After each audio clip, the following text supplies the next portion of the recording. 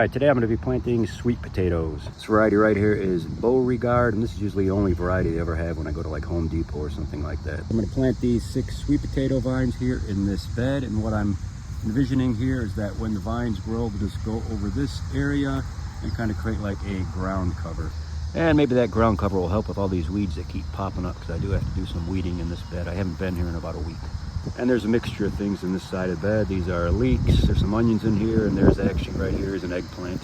And I'm going to try to space these about 12 inches apart if I can. So the first thing, since I'm using this landscape fabric, is to cut a hole.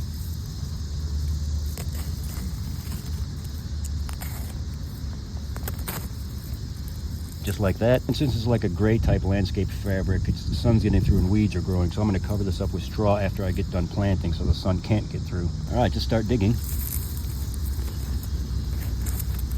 Throw in a handful of organic fertilizer.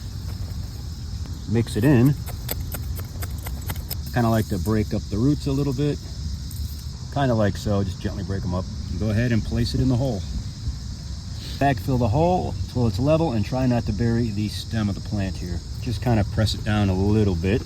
And there it is. Now I'll show you what it looks like when I'm done with the others. All right, there they are all planted, as you can see, 6 of them, hopefully properly spaced. And I did put the straw over there to keep the weeds from growing underneath that fabric. But if you hear that noise in the background, that's the cicadas. If you like gardening and plant content, do me a favor and click that subscribe button. Thanks for watching, everyone.